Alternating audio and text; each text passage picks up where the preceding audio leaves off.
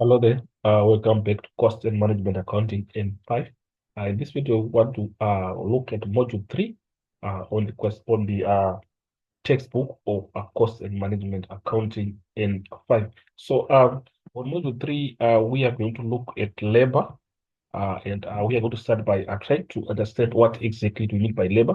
So you see that labor is the physical or mental effort that is provided by the workers to the business. So that is the labor. And obviously, the physical and mental efforts are provided. It has to be compensated through wages and salaries. That is our remuneration. So basically, that is our labor. So labor is one of the three cost components. Remember, on cost components, we have got material as a cost component, labor also is a cost component, and also we've got factory overheads as a cost component. So labor becomes one of the cost components. So management is very essential that they take note of the labor and make sure that they maintain a good morale in the workers in terms of trying to motivate them so that they work extra hard.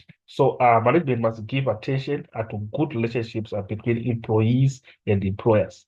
This will automatically improve productivity. So basically, if the management creates an environment that is conducive for both employees and employers to work together, we are going to say that productivity at businesses is going to be enhanced. So basically, we have a new term that is coming in that is our productivity.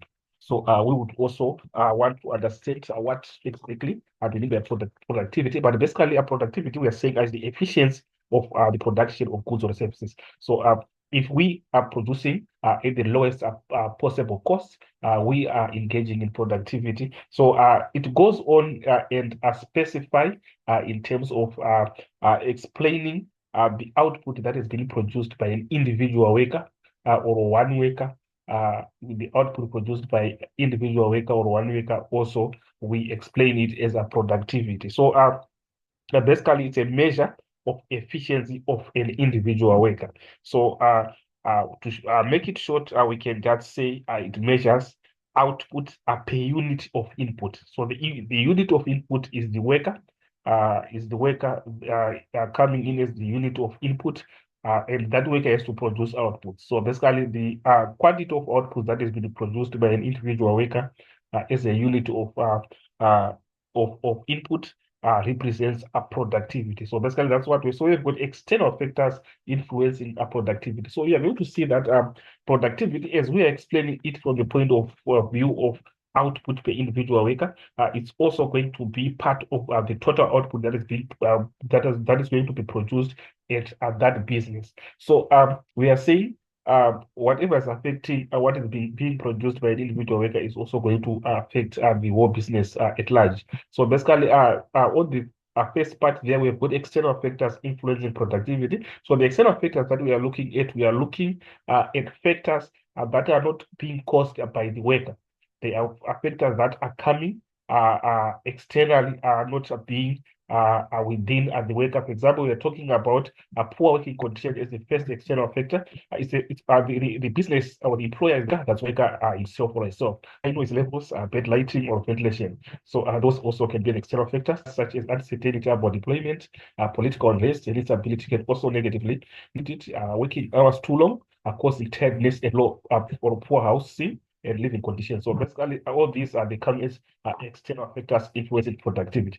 So moving on to the second part, we have got the human factors influencing our productivity. So on the human factors as opposed to external factors, human factors, we are looking at the factors that are within the worker himself or herself. We are talking about how skilled is the worker. It's something that is affecting individually the worker. So we're also seeing that the first factor is saying the worker is unskilled or not well trained. Secondly, they may be lazy and not motivated to perform well.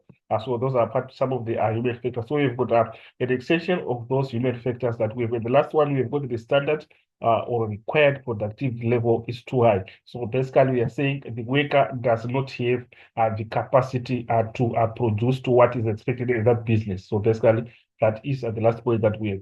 So moving on, now we also have labor turnover. So we need to understand again what is labor turnover. But basically, when we're looking at labor turnover, we're looking at the rate at which workers are coming in the business and are going out of the business. So coming in is being hired in the business, and they work, and after a short period of time, they move out, or they are fired, or they leave the job. So in that way, we are measuring turnover. So the rate at which they come in and out is labor turnover. So basically, we can just define it as the net departure of employees over a defined period of time. So basically, that is labor turnover, or we can say it's the frequency with which the employees of an organization leave their jobs. Or to sum it up, we can just say the rate at which employees leave the company and are replaced by new employees. So that is a labor productivity. So we are given an example of calculating labor turnover, whereby Zaza Limited had to appoint 50 new workers during 2024. The average number of workers was 1,000. What is the labor turnover? So basically, we need to come up with a formula first for calculating our labor turnover. And the formula that we use to calculate labor turnover is employees appointed during a period over average number of employees times 100 over 1. So we can just put it down. Appointed become average number of employees. So we can just indicate S. So basically, this is what we have in terms of dividing employees appointed during a one. So basically, according to the information given, you see that we are given our employees appointed during a period of time is 50, and then average number of workers is 1,000. Then we are obviously going to say 50 divided by 1,000, then multiplied by 100 over 1.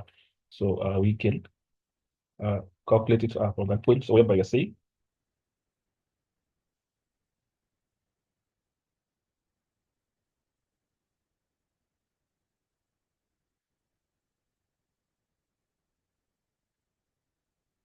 so if you multiply there, you'd see that you're going to get to a 5%. So basically, this is what we have in terms of the calculation. So on the calculation of our labor turnover, as we said, the formula for calculating labor turnover, we're saying it's employees are appointed during a period of time over average number of employees. Then the answer that we get, you multiply by 100 over 1. So according to information given, we see that our numerator is 50, as employees appointed during a period of time with 50. Then our denominator is average number of employees, which we are given as 1,000. And then you multiply by 100 over 1 to get your 5% as your labor turnover. So remember, we have defined our labor turnover as the frequency with which the employees of an organization leave their jobs, or the rate at which employees leave a company and are replaced by new employees. So this is the definition that we have in terms of our labor cost classification. So the next item that we have is labor cost classification. So you're going to see that of all the costs of a business, labor cost is often the most difficult to classify. So, but we can calculate the labor costs, and that can be the basis of our classification, whereby we can calculate the wages earned by each worker and also the total labor cost. So that becomes the classifications that we can have. So in terms of calculating our wage components, I remember we are supposed to know how to calculate the gross wage, how to calculate a net wage, and also how to calculate the total wage costs for the business. So we can start by illustrating how do you calculate our gross wage. So you're going to see that our gross wage, to find our gross wage, we're supposed to say normal time plus formula that we have in terms of calculating our gross wage. So we also need to know how to calculate our net wage, whereby net wage basically we are saying can also is equals to that's what we have in terms of our net wage, and also the total wage cost. Total wage cost is equal to our gross wage plus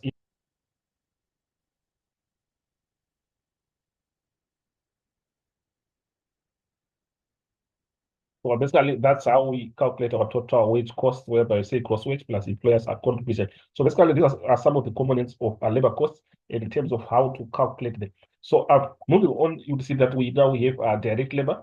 And direct labor obviously is described as the labor that is directly involved in the production of a specific good. So basically, that becomes our direct labor. So the explanation that we have here this is the wage of the worker working directly to the product with converting raw materials into finished goods, including operators of the machines. So these are the workers that are directly involved in the production of that specific good, whereby they convert the raw materials into finished goods. So that becomes direct labor. So it is part of prime cost and also the conversion cost. So the prime cost, we know that to calculate our prime cost, we are supposed to say our direct labor costs plus our direct material costs give us our prime cost. So basically, we also need to know how to calculate our prime cost, whereby we say it's direct labor cost plus direct material cost is how to calculate your prime cost.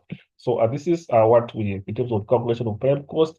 So moving on, we also have indirect labor. Indirect labor is obviously not directly linked to the production of that specific good. So the explanation that we have is this is labor not directly involved in the production of the finished products. For example, the floor supervisor salary. So this is a supervisor, but the supervisor is supervising many workers, including the workers that are inside our direct labor. So it becomes indirect. And also plant managers or supervisors. They are managers, they are going to manage different departments in that business, including the production department. So basically, that becomes indirect because they are not specifically or directly linked to the production of that specific good. Then also we've got non-manufacturing wages, which these are wages and salaries paid to staff outside the factory, such as administration and sales staff. So administration, you know, that is not part of the factory, and sales staff are not part of the factory. So they are deemed as non-manufacturing wages. So we now have methods of calculating wage rates whereby we have got the time rate system, and then we also have the piece rate system. So you are supposed to be able to differentiate between the two. So we can start by the time rate system, whereby you say workers are being paid according to the period that they are at the work, a time that they spend at the work is the basis for calculating their wages. So the explanation that we say wages are calculated and paid according to hours worked multiplied by the hour rate. So basically, the basis is that the hours worked represents the time spent on the work, and then obviously we multiply by the hour rate.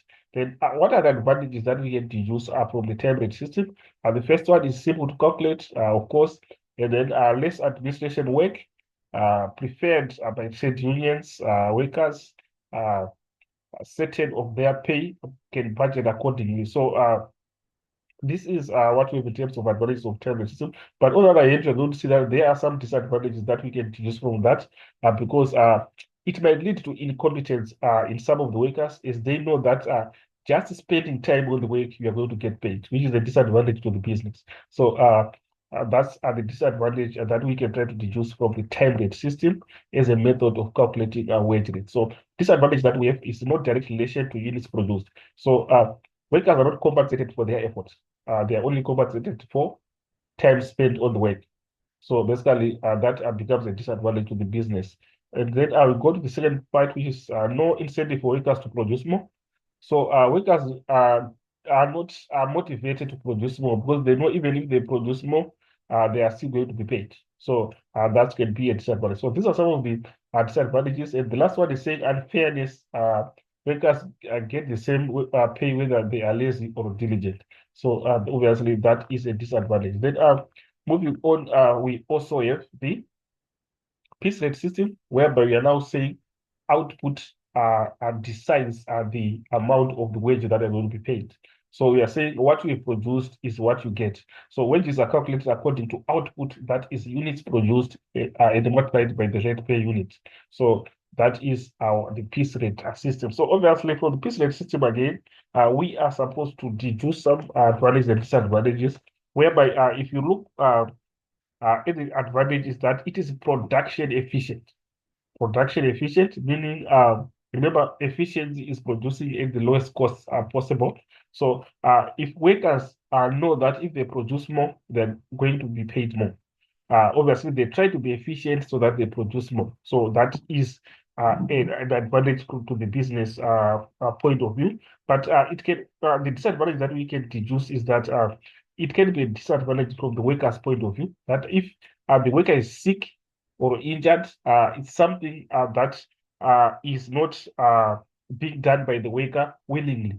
Getting sick, the worker is not going to be paid because if you are sick, you're not going to produce anything. So that becomes a disadvantage from the workers' point of view. So that's how we can try to evaluate in terms of applying the piece rate system.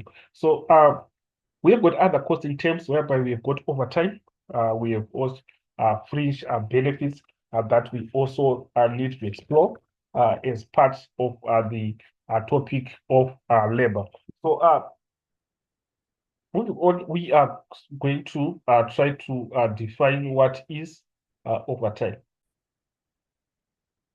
Well, basically, overtime we are saying is the number of hours worked above the normal working hours. So basically, what we are trying to say is if normal working hours we have work time is the hours that are above, and then you get your overtime. So basically, this is overtime. And then you go to a fringe benefits. So fringe benefits, this is money that is given to workers that is not part of the normal wage. So we are giving an example of fringe benefits. They come as allowances. We're talking about housing allowances as a fringe benefit. So basically, those are some of the fringe benefits. You can also have a car allowance as a part of your fringe benefits. So that is what we have in terms of overtime and fringe benefits.